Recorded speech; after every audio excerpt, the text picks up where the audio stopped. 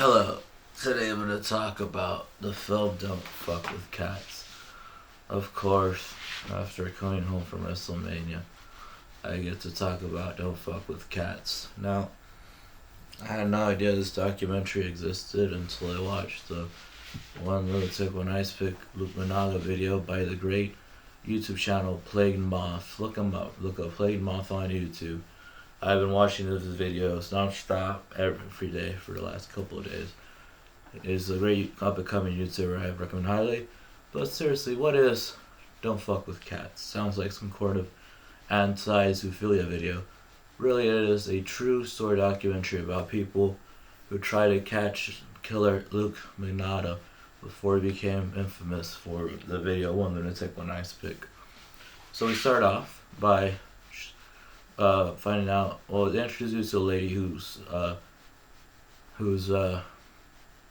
online personas Buddha moving, like body moving, like the Beastie Boys song. So basically, she loves being online, and she loves cat videos. You know, what's the best thing about that?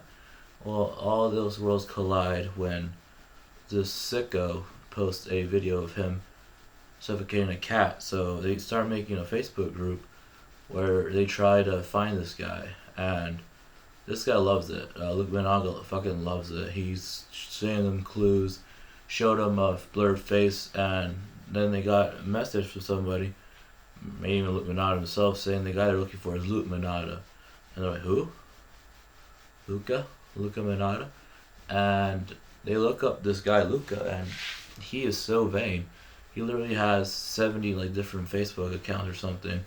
They're all fan pages, but when they look at it, it's literally just him making the comments. All these photos he has of him around the world are all bullshit, so that helped them. They figured out he's not all over the world. He's probably in one place, but he wants to make it look like he's famous. He wanted to be an actor.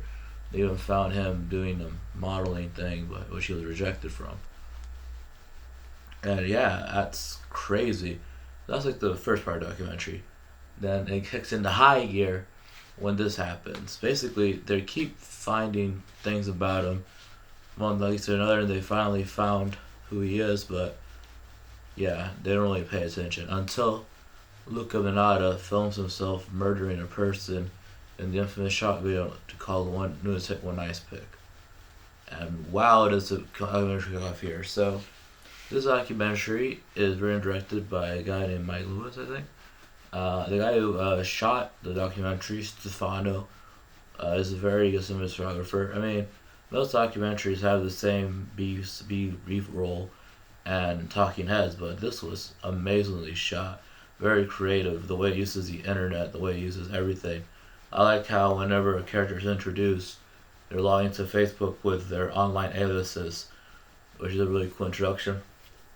And yeah, basically this is a no holds bar movie about a serial killer who is so vain that he literally killed just because, not a serial killer, a crazed murderer who killed because he wanted to be famous and everything else failed. And I think that makes this movie kind of weird because, yeah, it's just a horrible thing that happened. It's a visceral movie, very disturbing, not the graphics, not it doesn't show any of the blood and gore from the actual One Ice Pick. Well, let's take One Ice Pick. I don't think that can even happen on Netflix, no matter how unrestricted it is. It's only visceral in the way that so a lot of it is just hearing people talk about their experience with this crazed killer, watching his videos and how they break down, watching this horrible video. They also interviewed the best friend of June Lin, the poor man who was murdered in one listening One Ice Pick. And his scenes where the man's talking is one of my favorite parts of the movie. And I love the part where he says, I remember Luke Managa, but not Luca Managa, but not June Lin. And that was very heartbreaking. They also interview his mother in the entire movie. His mother is batshit insane. He's thinking that his son is innocent. Her son is innocent. That some guy named Manny is forcing him to do these videos because Luca made up Manny. It's so weird. Like basically everyone in this film is very interesting. They all have weird stories to tell how they got into this case. There's parts that are in German, parts that are in French.